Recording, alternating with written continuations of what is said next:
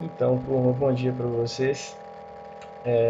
Como eu já comentei lá no grupo, o objetivo desse treinamento é passar para vocês um pouco sobre como a PLS funciona, dar umas sugestões de como operá-la, entender o raciocínio por trás dessa ferramenta e para facilitar um pouco para vocês na manipulação, na hora de investigar as informações, de fazer as conferências.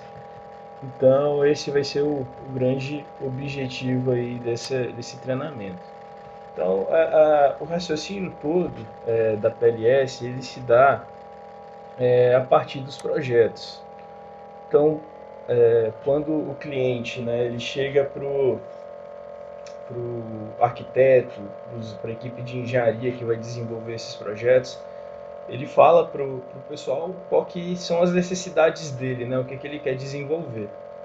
E a partir daí, os arquitetos, o pessoal que tem, né, o conhecimento técnico começa a materializar e em cima do que o cliente passa para ele de escopo que ele quer que seja desenvolvido, esse corpo técnico, né, alinhado aos normativos e todas as diretrizes que regulamentam, né, as questões afins a esses projetos, né, desenvolvem, né, os projetos em DWG, Revit, BIM, né, o que a gente está vendo hoje sendo praticado em mercado. E aí, a partir dos projetos fornecidos e das dimensões reais que a gente tem, né, são feitos, né, os levantamentos, e a partir dos levantamentos dos quantitativos, você tem condição de buscar, né, o custo para chegar numa orçamentação do valor daquele empreendimento que vai ser executado. Então, existe uma relação muito tênue entre projeto, memorial descritivo e PLS. Por isso que a gente sempre fala muito com vocês assim, vocês já verificaram os documentos, já verificou projeto, memorial e PLS, mas o que isso quer dizer? Na verdade, os três são um reflexo do outro. Então, o projeto ele é a base, onde vão estar todas as informações executivas, detalhamentos executivos, as premissas dentro daquelas condições de contorno daquele projeto arquitetônico, né? E o memorial descritivo, ele vai, a intenção dele é trazer a explicação mais dissertativa, né, mais narrativa de todas as metodologias e normas utilizadas como embasamento técnico para desenvolver aquele projeto, a memória de cálculo que foi feita, informações relevantes à execução do projeto. E a PLS é a orçamentação, né, e a informação quantitativa daqueles serviços necessários para executar o que está previsto em projeto. Então percebam, a PLS ela é uma planilha de serviços, ela não é uma planilha de materiais. Né? Quando a gente fala de serviço, a gente está falando de material, mão de obra, locação de equipamento e serviço terceirizado. Esse é o grande ponto-chave que vocês precisam ter em mente. A PLS você nunca vai olhar para ela como material, mas sim como serviço. Beleza. Dito isso, vou passar aqui para vocês, por exemplo, como que a gente visualiza essas questões. Então, vamos lá. Por exemplo, ó, eu vou pegar aqui o projeto eu vou pegar aqui o projeto de PCI. O projeto de PCI ele é mais intuitivo, porque ele trabalha muito com itens unitários. Então, por exemplo, se vocês vêm aqui, vamos pegar aqui, por exemplo, extintores. É, o que seria o serviço do extintor? O serviço do extintor seria a execução do mesmo. O que você precisa para executar um extintor? O projeto ele traz aqui o detalhamento do extintor, como é que tem que ser a execução. Mas o projeto também vai falar quais são as especificações do extintor, qual tipo de extintor ele quer, se ele quer o extintor de 4 kg, 6 kg, se ele quer o extintor portátil, se ele quer o extintor sobre rodas, né? E aí, a partir dessa indicação, você visualiza, ó, o extintor por si só, material, ele não é instalado sozinho. Eu preciso planejar um recurso de mão de obra para promover a instalação, a execução a partir do material planejado.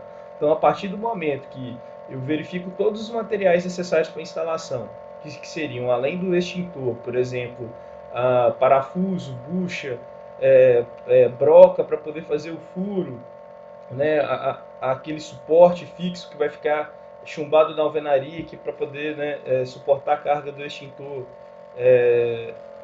Todos esses materiais, mais uma expectativa de execução do serviço por um oficial ou por um ajudante, quando eu somo esses caras eu tenho um serviço. A instalação de um extintor, por exemplo, ele é um serviço que demanda só a aplicação do material por uma mão de obra. Eu não necessito, por exemplo, de locação de um equipamento, eu não preciso vir com uma retro, mas se for algum serviço que demanda, por exemplo, a locação de equipamento, a gente também tem que contemplar ele na composição para poder ter a percepção do custo real que você vai investir para poder executar aquilo ali que está sendo solicitado em projeto.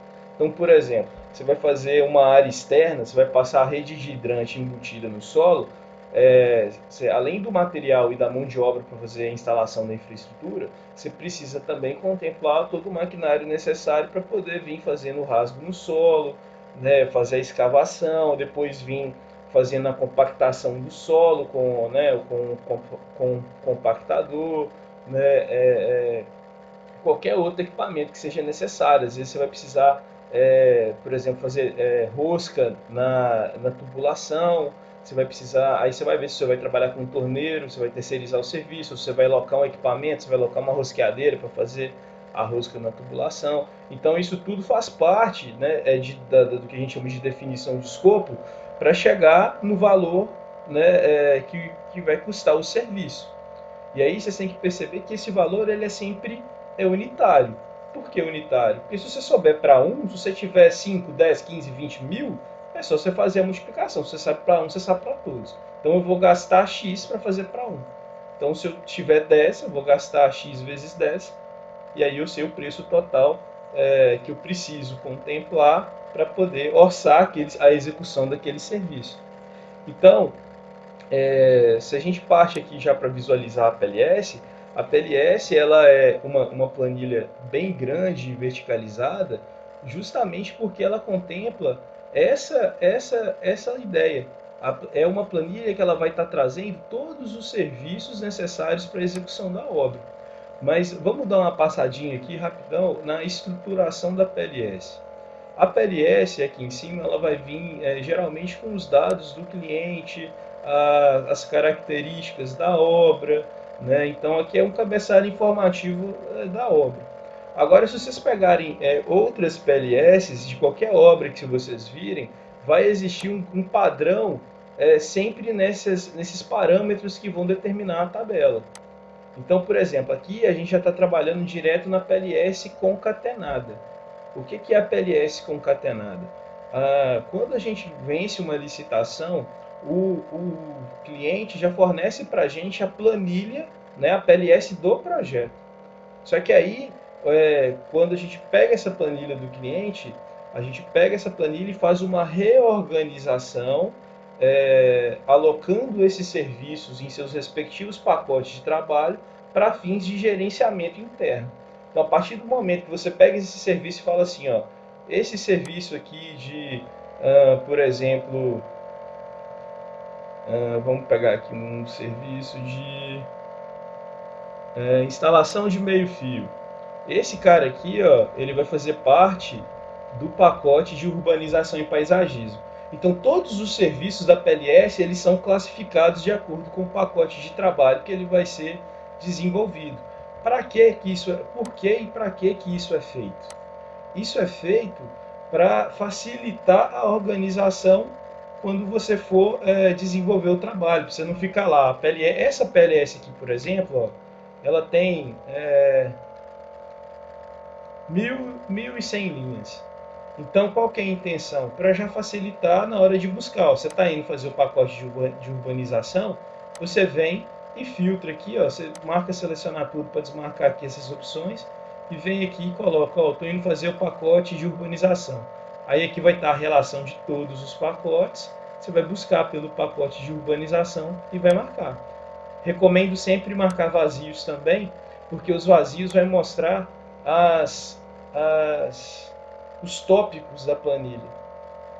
Então, por exemplo, ó, tá aqui, ó, urbanização e paisagismo. Ele é um tópico da planilha que veio originalmente. Se eu não marco vazios, o filtro vai estar marcando, vai mostrar apenas todos que tiverem com essa descrição aqui dessa coluna.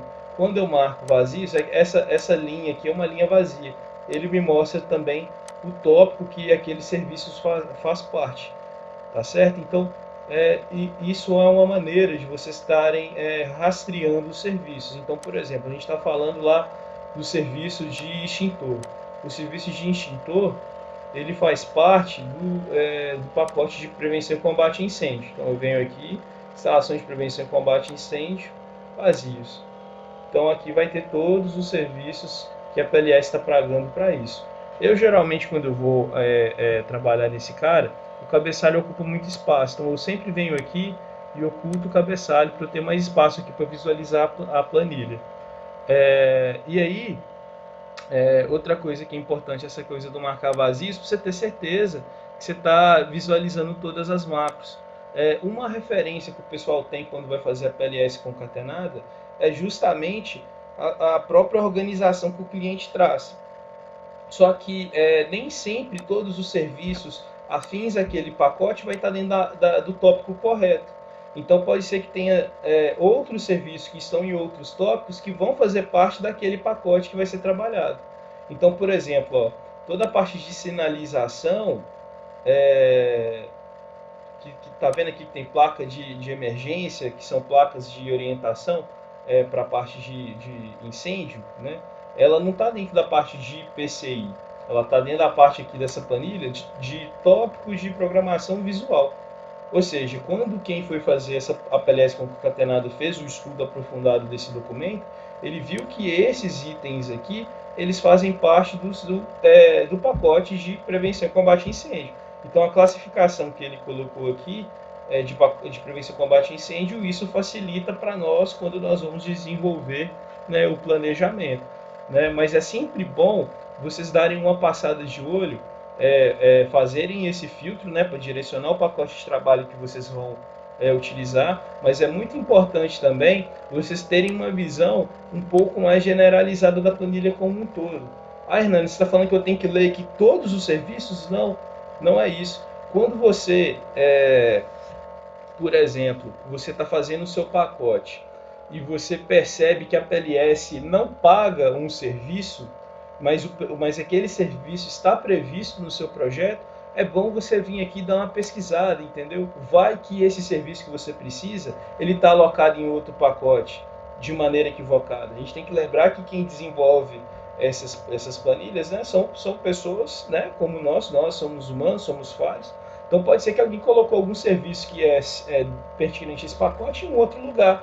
Então é muito importante ter essa visão, né, de não ficar simplesmente fechado na organização do pacote de trabalho. Então sempre ter uma visão um pouquinho mais holística para ver, para minimizar, né, fazer uma gestão de risco um pouco mais aprofundada e ter a possibilidade de visualizar o máximo de informações possível. Beleza? Então, tendo em vista isso, se vocês tiverem dúvidas, vocês podem ir anotando, que aí no final aqui desse treinamento, a gente vai tirando as dúvidas, a gente vai passando ponto a ponto. Beleza? Então, mais uma vez, aqui a gente tem os parâmetros, né, da planilha. Começando aqui pelo item. O item, geralmente, ele vai vai variar de planilha para planilha, mas ele é uma organização, né, por tópico de cada serviço. Então, o item ele é padrão, sempre vai ter e vai variar de planilha para planilha a sua organização. Então, temos aqui o item. Esse código é o que a gente chama do código do serviço. Esse código, ele é uma espécie de, também além como item, mas ele é uma espécie de tagueamento. Ele é uma espécie de um código de rastreamento de onde esse serviço foi tirado. Então, por exemplo, existem maneiras e maneiras de se chegar no preço de um serviço. você tem alguns métodos que já são padrão da construção civil, e também isso aqui não é uma metodologia, a orçamentação, isso é aplicado a todos os ramos da engenharia. A orçamentação, ela já tem algumas premissas de desenvolvimento. Então, por exemplo, o serviço, geralmente, a base do serviço, ela vem, ela vem ou de um banco de insumos de preços que eles são padronizados para todo o mercado nacional, ou eles são feitos a partir de composições de mercado, que você trabalha ali ou com uma média de mercado, ou com onde você vai trabalhar com preço médio ou com preço mínimo, para chegar na composição, no custo daquele valor. Né? E aí você tem que usar pelo menos 3 orçamentos para chegar naquele preço. Mas eu queria mostrar, antes de falar de composição de mercado, mostrar para vocês como é que funciona essa questão dos bancos de preço, né? Que seriam o Sinap, o Cetop, como que a gente utiliza essa ferramenta. Então, por exemplo, ó, esses dois códigos, eles andam juntos. Aqui, ó, o código interno. Então, por exemplo, ó, você pega aqui 93.207. Esse código aqui, muito provavelmente, o preço desse serviço ele foi tirado de um banco de insumos padrão. Ou o Sinap ou o Cetop. Aí, como que a gente faz para verificar? Hoje a gente já tem na Alcance um software pago que ele faz a gestão de todos esses bancos. Ele chama Orça Fácil, todos do planejamento têm acesso a ele, o login e a senha está lá no nosso grupo da hidromecânica. Só, né, eu marco para vocês depois, mas a lógica dele é a seguinte: o Orça Fácil ele tem aqui o banco de composições. Composições, sempre que vocês virem essa palavra, geralmente vai estar associada a material e mão de obra. Quando for insumos, é só material. Então aqui a gente está no banco de composições. Aqui, esse cara, ele é estadual, então cada estado vai ter a sua orientação. E aqui tem como você procurar por estado ou você pode procurar por todos ao mesmo tempo. Então, por exemplo, aqui em Minas, aí, por exemplo, os bancos de insumo que tem aqui em Minas são esses que são, salvo engano, aqui, ó, tá? Você tem o Sinap, mas aqui tem outros bancos que são direcionados por estado. Então, por exemplo, a Sudecap você tem em Minas. Só que aí você tem Cetop em Minas, mas o IOPS, por exemplo, você só tem no Espírito Santo. Então, quando você quer buscar preço, só para ter uma noção de média de mercado, geralmente você marca todos. Mas a grande referência da construção civil, da orçamentação, é Sinap. O Sinap, quem desenvolve ele é a Caixa. A Caixa lança mensalmente a atualização dos preços, das composições dos preços, tanto de insumos quanto de composição, material, do serviço, né, material, mão de obra, etc. Mensalmente, todo mês, ele lança o custo. Se eu não estiver equivocado, mas eu acho que ele é mensal mesmo. Então, todo mês você tem essa atualização. Isso muito em função das atualizações de preço que o mercado vai tendo, né, dos produtos em relação à inflação, né, para ele de tentar sempre manter esses preços o mais atualizados possível. Então, esse Sinap é um grande banco de serviços, né, de composições. E aí, por exemplo, por exemplo, o orçamentista ele foi lá, pegou o projeto, fez o levantamento, né, dos serviços que vai precisar, verificou quais serviços vão ter, e aí ele começa a buscar esses serviços nas plataformas Sinap. Então, por exemplo, ele chega aqui e coloca assim, tubo de PVC série normal. Então, por exemplo, ele vem aqui e busca. Então, aqui aparece para ele toda a relação de serviços afins aquele serviço que ele está precisando. Então, se ele está trabalhando em Minas, ele vai pegar o Sinap de Minas o mais atualizado que tiver. Então, aqui, por exemplo, o custo daquele serviço mais atual possível para ele aplicar naquela planilha de orçamentação que ele está indo fazer. Então aí você tem aqui custo não desonerado, não desonerado e desonerado. Isso aqui tem a ver com a questão dos impostos, né, que aí vai trazer uma certa variação. Um vai estar com imposto aplicado, o outro não. É uma questão mais contratual, né, a gente não precisa ter tanto essa preocupação. Mas geralmente nós de planejamento, quando a gente vai trabalhar, a gente trabalha de acordo com o que a obra é, orienta. Quando você fecha o contrato, vai estar escrito lá se a obra ela é de regime desonerado ou não desonerado. Algo nesse sentido. Então, nisso aqui vocês não precisam preocupar tanto nesse momento, isso que a gente vê mais para frente. Mas aí o grande lance é vocês verem aqui, ó, aqui vão estar a relação dos serviços do banco de insumos. Então, por exemplo, observem aqui o código. Esse código é o código que está aqui lançado na PLS. Então esse código é o código de rastreio que você utiliza aqui no banco de insumos. Então, por exemplo, a gente está indo executar uma infra de tubo de 100. Então você pega aqui, ó, se você clicar aqui no código, ele vai abrir a composição e vai te falar o que ele está pagando. Então aqui, por exemplo, ó, aqui nessa composição de tubo PVC série normal, esgoto predial, diâmetro de 100, ele está considerando auxiliar e o encanador. Esse aqui é o custo dele por hora trabalhado. Então tá aqui, ó, valor unitário, tá aqui desonerado, valor não desonerado, e aí esse aqui é o custo por hora do cara.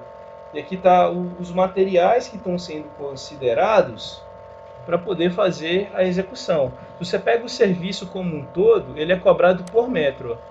Mas aqui além do tubo propriamente dito, ele também considera os insumos necessários para a execução do serviço. Então aqui ele está considerando, ó, lixa d'água, solução limpadora e adesivo plástico. Aqui vem a questão do valor não desonerado e valor não desonerado e valor desonerado. Aqui vocês estão vendo que ele está considerando que é o mesmo índice para os dois. Esse aqui é o coeficiente de produtividade que eles estão considerando. E aí aqui seria, por exemplo, aqui no final, que é esse preço aqui, ó, 17 e 16, é o custo que ele paga por metro executado. Então, tipo assim, toda essa composição, no final das contas, quer dizer o seguinte, que por metro, para execução desse tubo, o SINAP recomenda que seja pago 17,25 no valor não desonerado, esse aqui é com imposto. O desonerado seria, teoricamente, sem imposto. Então, 16,60 por metro.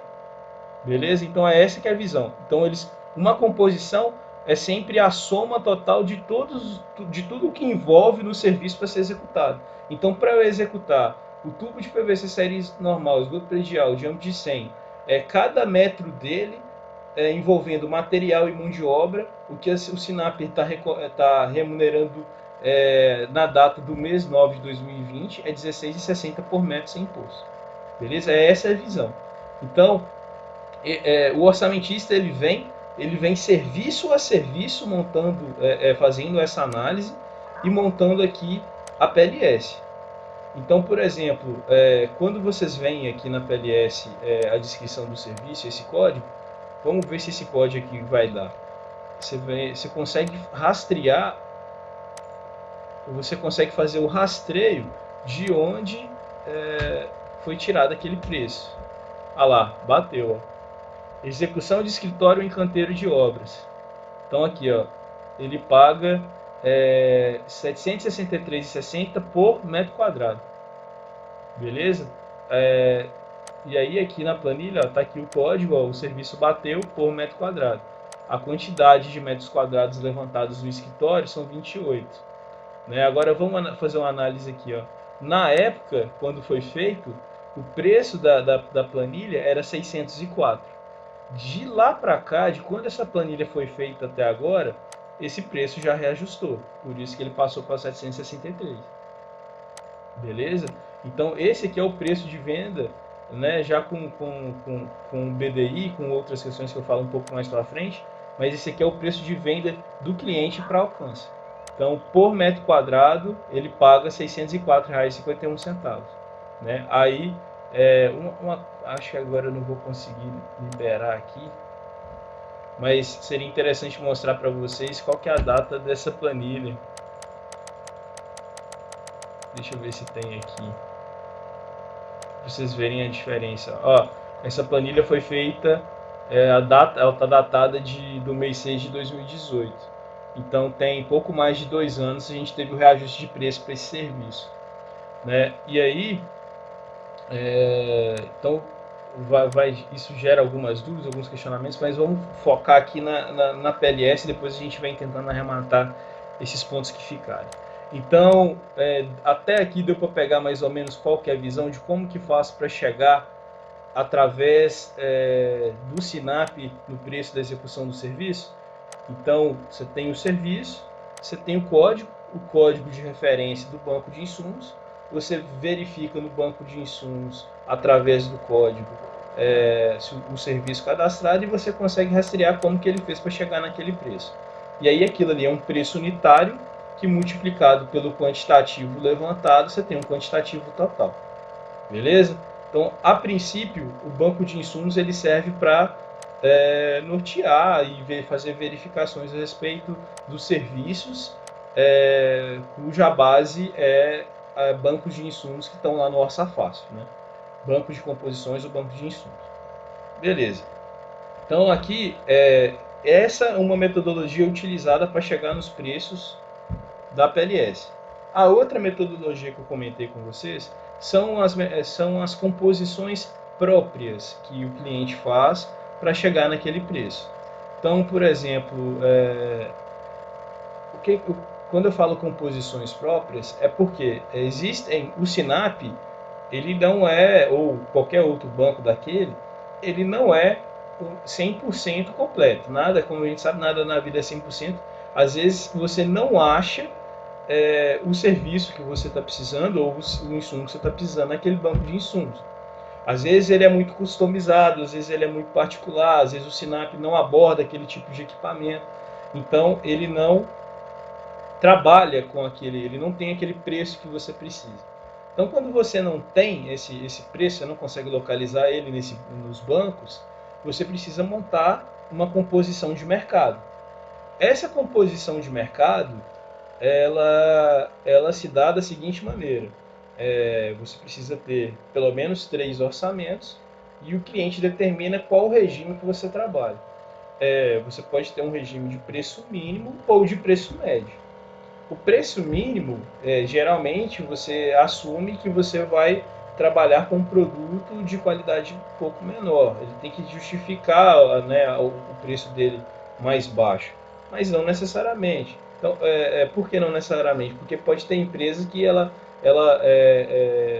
decide participar da licitação ou do pregão para ganhar a licitação, ela dá um desconto no produto dela e ainda assim pode ser um bom produto, só que isso é bem comum também.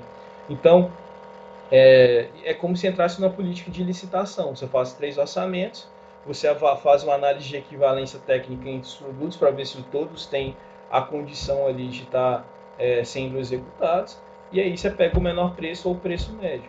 E aí, em cima desse valor que você chega, você vai utilizar ele aqui. Só que aí o ponto interessante desse cara aqui é que geralmente essas composições elas são disponibilizadas para nós enquanto construtora. Essa composição, como vocês viram lá no banco de insumos, tudo parte do preço unitário. O banco de insumos ele parte do preço unitário, você faz o seu levantamento e faz, né, o produto entre preço unitário e o quantitativo levantado. A composição também ela é o que a gente chama de CPU, composição de preço unitário, que geralmente essa aba que vem aqui. Então aqui na CPU você tem, por exemplo, a composição de todos os serviços que não foram identificados lá na PLS. Na PLS não, perdão, no banco de insumos, né? No SINAP. Então, por exemplo, aqui está pagando o serviço de composição, cujo código é CZ1565, para execução de eletroduto. Então aqui, ó, lembra que é equipamento, mão de obra, material e serviço terceirizado? Então, isso aqui é a composição de um serviço. Então, o que ele está considerando de material? O eletroduto. Beleza? O que ele está considerando de... Ele não colocou aqui na mão de obra, ele colocou aqui como composição auxiliar. Ele considerou aqui na composição auxiliar fixação, né? E aí fala qual tipo de fixação que ele está considerando. Aqui está falando uma abraçadeira metálica rígida. E aqui está a mão de obra.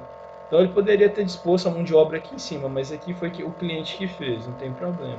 Então, através dos preços, dos orçamentos que eles fizeram, eles chegam aqui que o preço unitário desse cara é 12,65. Então, esses 12,65 vezes o quantitativo levantado a partir do projeto desenvolvido, você chega na expectativa de custo do gasto nesse serviço do projeto. Então vamos fazer essa conferência. Aqui a gente está com a composição de preço unitário desse serviço, cujo código é CZ1565. Então copiei o código, vou vir aqui no localizar, vou jogar aqui o código e vou pedir para localizar. Aí está aqui, ó, o código da composição, fala que é uma composição, está lá o mesmo serviço que está descrito, aqui fala a metragem que tem dele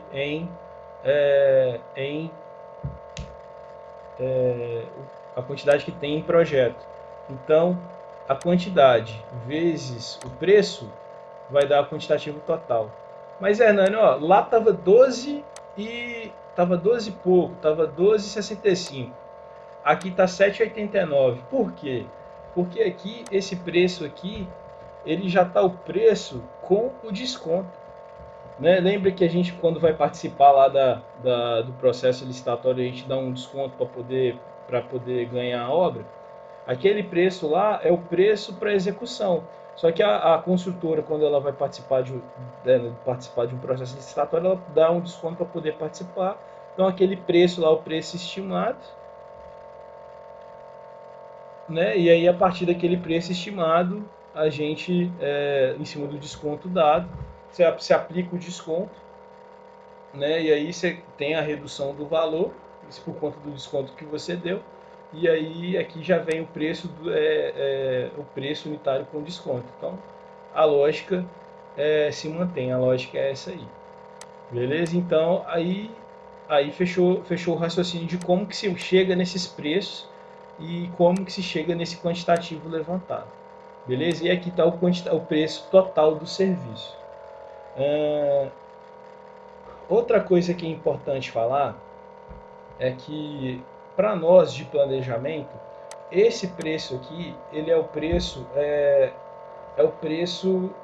sem estar trabalhando as metas da empresa ainda. Esse preço seria o preço sem estar custeando nada da empresa do ponto de vista administrativo, do ponto de vista de tempo de engenharia investido, de planejamento, de execução. Então, para isso que a gente tem esses caras aqui, ó, que chamam CD ótimo, CD limite e CD empate. Esses CDs é o que a gente chama de custo direto. Ótimo, limite e empate. Quando você pega o preço, né, você tem lá o preço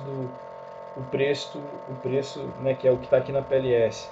Quando você tem aqui o preço unitário, né, que já vem que o cliente passa para a gente. Isso aqui a gente não faz nada, tá? Tudo isso aqui já é fornecido pelo cliente. Então, já tem o preço que o cliente passou, já com o desconto da licitação aplicado, vezes o quantitativo levantado, você tem um custo total. Perfeito?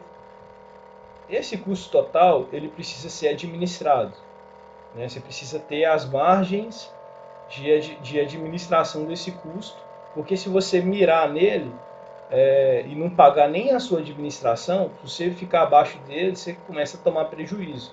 Então a gente tem que a gente sempre tem cuidado com a questão da ilusão monetária. Então por isso que existem esses CDs. O CD ótimo, que é o custo direto ótimo, esse custo direto é o custo que envolve o custo da aplicação desse serviço. Então, quando eu falo custo direto ótimo, eu estou falando aqui de 20% de resultado para a empresa beleza? Mais o custo administrativo, que hoje está em torno de 8%. E aí você aplica, perdão, esse custo administrativo nesse preço. Então isso dá uma margem aí de uns.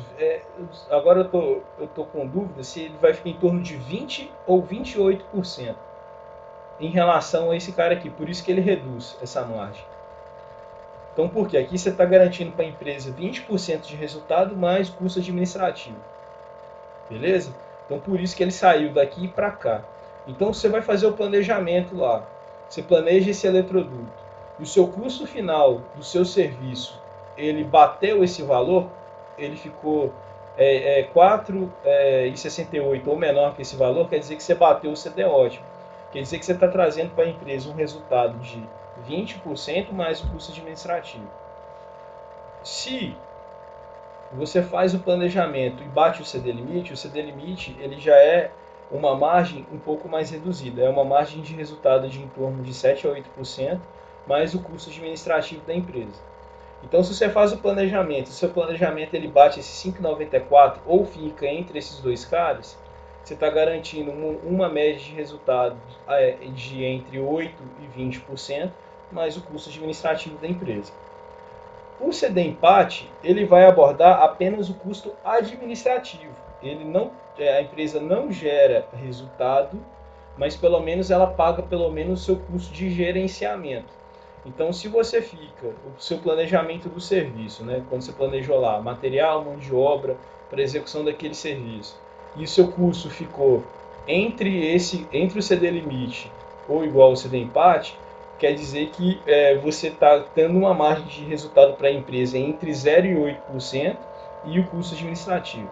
Agora, se você fica abaixo do CD empate, quer dizer que a empresa não está pagando nem o seu custo administrativo em cima do serviço. Então é cenário realmente de prejuízo. Entendeu? Então esses aqui são os parâmetros que a gente trabalha. Para fins de planejamento, a nossa meta é sempre bater CD limite. Então, quando chegar lá na frente, principalmente vocês que estão começando, quando chegar lá na frente, quando for começar a envolver a parte de gestão financeira, que a gente vai aprofundar isso mais, quando tiver o resumo de serviço, por que é o resumo de serviço? São os serviços que a gente vai executar. Então, a gente compara os serviços do resumo de serviço com os serviços vindos de PLS. E aí, quando você faz essa comparação, que você vai conseguir ter a percepção se você está tendo resultado ou se você está tendo prejuízo. Então, quando chegar lá nessa fase do balanço lá no web, a gente vai estar fazendo essa comparação. Perfeito? Então, a gente vai conseguir fazer essa leitura. Se é o serviço planejado, a gente tem que analisar sempre serviço a serviço, se ele está tendo resultado ou prejuízo, e depois fazer uma análise do pacote propriamente como um todo, se ele está tendo, como é que está sendo a saúde dele, se a gente está conseguindo compensar, por exemplo, pode ser que você toma prejuízo nesse eletroduto, mas pode ser que em outro você tenha resultado e você compense o prejuízo de um com o resultado de outro e as coisas se equivalem. Então a gente sempre vai partir para fazer análises nesse sentido. Então, assim, para vocês que estão desenvolvendo o pacote de trabalho, o que vocês têm que ter de visão? Até aqui fui eu falando assim, como que a PLS é desenvolvida, como é que ela funciona, como é que ela é organizada, como que vocês fazem para gerenciar. Vocês virem aqui como que usa esses códigos, de onde que vem esses códigos, como que funciona a PLS concatenada, como que você faz para buscar informação, como que você faz para pesquisar uma informação, a planilha do CPU, como que ela vem, como que ela funciona, por que é CPU, que é composição de preço unitário. Até aqui foi só mostrando como é que funciona. Agora, o que vocês têm que se preocupar tendo em vista o trabalho de vocês? O projeto, ele traz as premissas que vão ser executadas.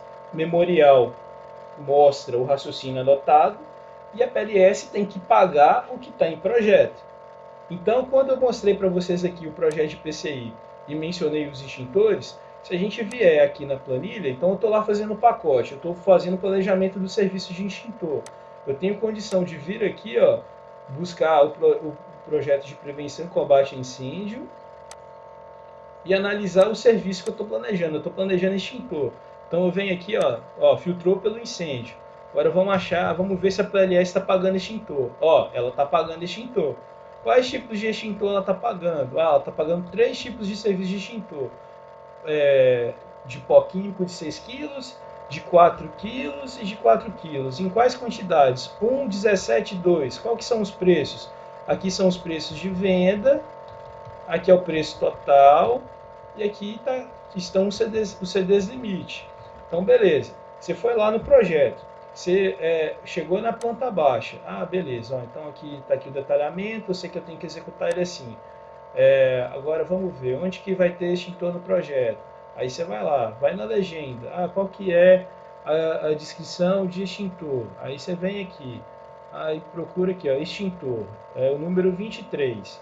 Então você vem aqui, número 23, 25, aí você vai lá e acha o número 23 na planta do projeto. Tá aqui, ó, 23. Aí você vai contar quantos 23 tem para poder executar. Ah, cheguei aqui à conclusão que tem 17. Opa, tá batendo com o da PLS, beleza. Então, fiz lá o levantamento. Aí você está lá na etapa da LS. Você levantou quantos extintores vai ter e verificou se o modelo do extintor que está em projeto é o mesmo do extintor que está pagando aqui. Está pagando a mesma coisa, está alinhado. Então, eu vou partir para a parte de orçamentação. Foi lá, fez o orçamento. O fornecedor, qual que é a premissa de negociação? Ele sabe que você vai pedir desconto, então ele nunca vai te passar o preço reduzido, ele sempre vai te passar um primeiro preço para ver se você vai fechar com ele ou se você vai chorar preço. Então ele vai, te passa, você sabe que o seu limite é 145,16. Você recebeu no seu primeiro orçamento, sei lá, 170.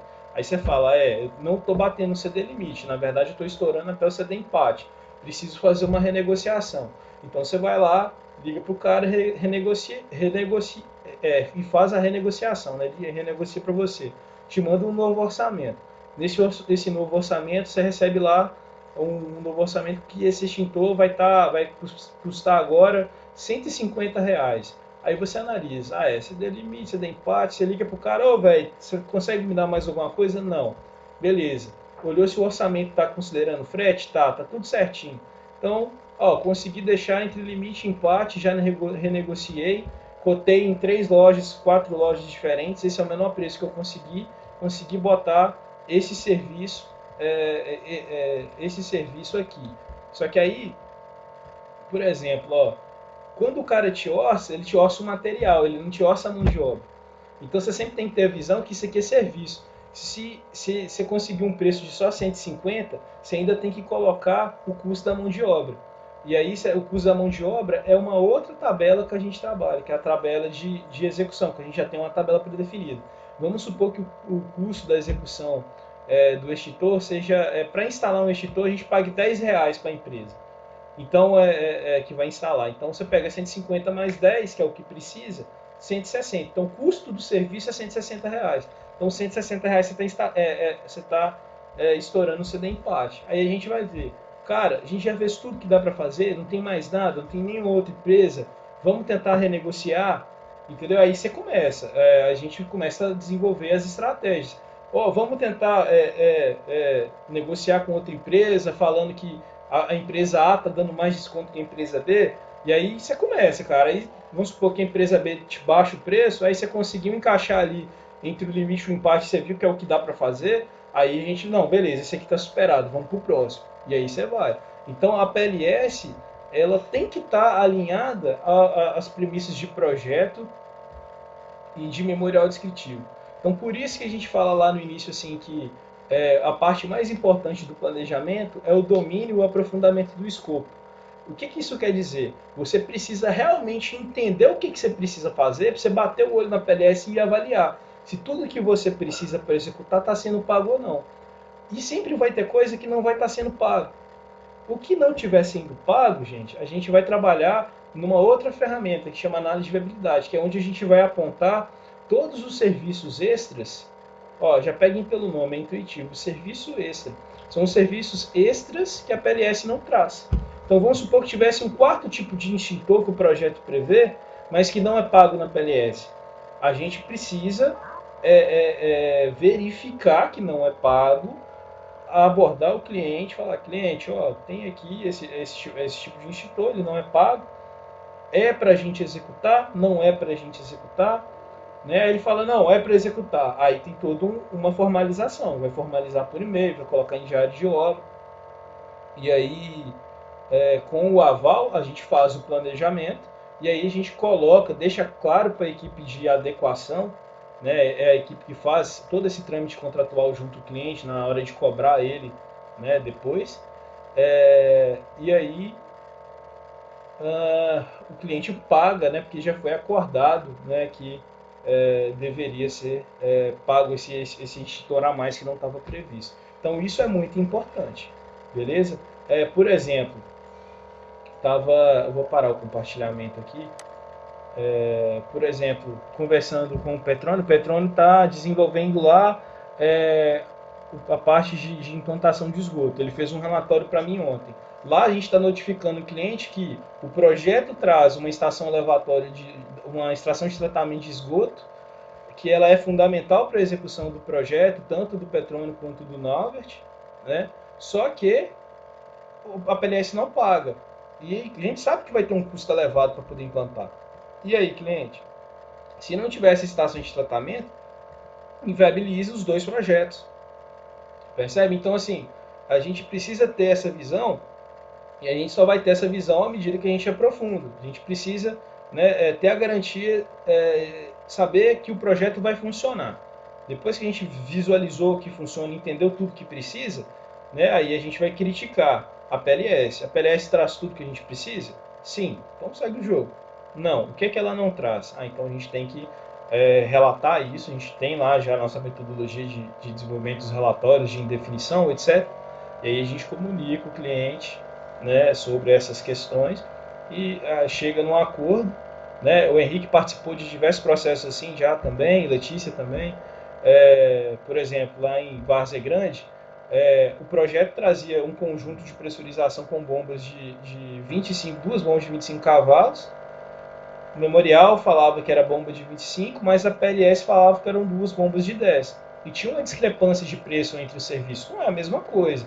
Né? A bomba de 25 vai ser muito mais puxada que a bomba de 10, teoricamente. Vai ser mais cara.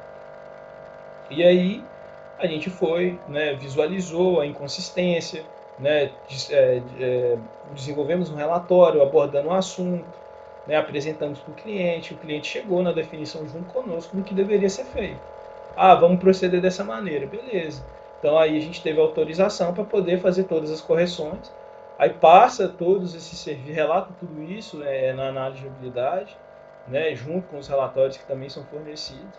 E aí depois você tem uma equipe especializada hoje, né, um outro setor da empresa, que vai fazer toda a cobrança desses serviços extras que a gente não está recebendo por eles. Por quê? Para poder executar, dentro daquela lógica que eu já expliquei para vocês, a Alcance ela desprende um investimento próprio para depois receber. A garantia de que vai receber é a garantia do que a PLS paga.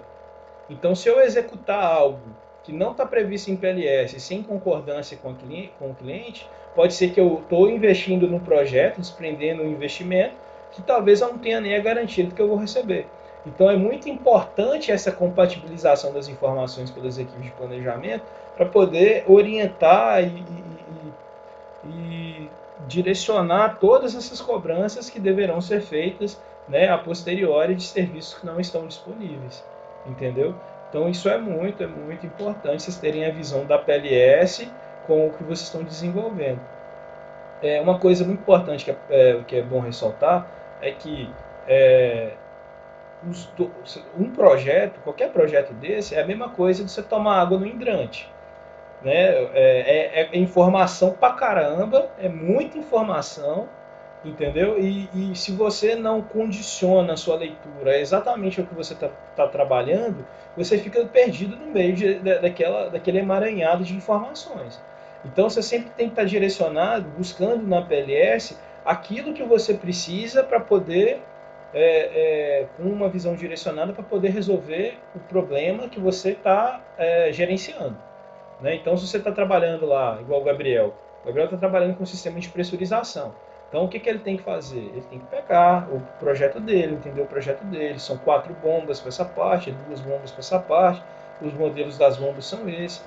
Deixa eu ver o que a PLS paga. Vamos ver se a PLS paga essas bombas. Então, o que está em projeto tem que casar com o que está em PLS. Esses caras têm que conversar. Entendeu? Então, vamos supor, eu preciso de 6 bombas de 1,5 cavalo. Você tem que ir lá na PLS e encontrar 6 bombas de 1,5 cavalo. Se você chegar lá, está pedindo 6, está pagando 2, então é indefinição de escopo. A gente tem que movimentar de algum jeito para garantir que a gente atenda a necessidade do cliente enquanto empresa, mas que a gente também não fique no prejuízo. Esse é o principal intuito dessa aula, que vocês peguem essa visão. Mas é importante vocês perceberem de como que aquela ferramenta funciona, de onde que vem aqueles preços, como é que aquilo ali funciona, né? Por exemplo, por que eu mostro isso para vocês? Ontem a Sara e a Lohane, junto comigo, nós tivemos uma experiência muito interessante. O projeto de Três Corações, por exemplo, ele fala assim, ó, a metodologia de interligação da infraestrutura de esgoto em projeto não fala o que é, né? Em memorial descritivo fala que tem que ser com anel de vedação, e a PLS não transparecia se era um ou outro. Então, a única informação que a gente tinha olhando os documentos era que no memorial descritivo falava que tinha que ser com anel de vedação. Quem tem um pouco mais de experiência com hidráulica sabe que você tem 2 métodos executivos, né, que é com solda fria, que é com adesivo plástico, né, e o outro é com junta elástica integrada, que é esse anel de vedação. Né, no esgoto, você tem uma partezinha que chama virola, ou vírola, que você coloca um anel lá dentro e ele fica trabalhando mordendo, pressionando tudo. Ele fica tudo dimensionado, né? A eficiência dele chega a ser até um pouco maior do que com o próprio adesivo plástico, só que ele é um método mais caro. Né? E aqui na Alcance a gente geralmente a gente trabalha, nunca planejei assim, sem ser área externa, no caso interno, né, da edificação, com esse anel. E aí eu achei muito estranho, né, tá pedindo aquilo, mas a gente não estava identificando o que era a metodologia. E aí o que a gente resolveu fazer? Vamos abrir as composições para ver o que as composições estão pagando. Né? E aí, na hora que você abre a composição do tubo e as conexões dentro lá da relação, igual eu mostrei para vocês lá no Sinap, dentro da composição do serviço fala o que é para ser executado. E realmente, dentro da composição falava que era para ser com anel de vedação. Entendeu? Então a gente só conseguiu chegar à conclusão que de fato o cliente está pagando por uma coisa que ele está pedindo em memorial através da composição do serviço da PLS. Só pela PLS a gente não conseguiu ver. Então a gente precisou entrar na composição do serviço. Diga-se de passagem que não é a composição de mercado, é a composição Sinap. Então a gente pegou o código do Sinap, abriu o Orçafácil, pesquisou o código Sinap no Orçafácil, e aí quando achou a composição daquele serviço do Sinap, entrou na composição e lá tinha encanador, auxiliar, a conexão, né, e lá tinha lá pasta d'água e o anel de vedação conforme estava previsto em memorial descritivo. Então a gente tomou a decisão de planejar com o anel de vedação, visto que o cliente está remunerando por isso, entendeu? A gente passa a ter argumento. Porque se chegasse lá na frente, a diretoria ia perguntar com certeza, por que vocês estão trabalhando aqui com anel de vedação? Por que não está sendo adesivo plástico? Aí a gente vai ter um argumento, a gente está fazendo assim, porque em PLS, né, a composição e em memorial descritivo pede e paga, né, o anel de vedação. Então as coisas elas têm que estar sempre conversando entre si. Digamos que 70% das informações se alinham, porque a PLS ela é feita com base no projeto. Só que quem faz, geralmente, o engenheiro orçamentista, ele tem especialidade na orçamentação, ele não tem a especialidade técnica. Então ele pega um serviço que ele acha que aproxima, que ele acha que aproxima do que está sendo previsto em projeto e lança. Mas não necessariamente ele vai contemplar tudo que precisa. Então, quando a gente pega aqui o planejamento e aprofunda e visualiza tudo que precisa, porque a gente vai na vista explodida, né? No peça por peça que precisa para poder executar, porque A gente que tem que colocar o material no canteiro para poder ser executado. Então, quando a gente pega a visão da peça por peça, a gente consegue perceber que a eficiência da PLS ela é mais baixa. Então, aí é a responsabilidade nossa cobrar do cliente esse acesso.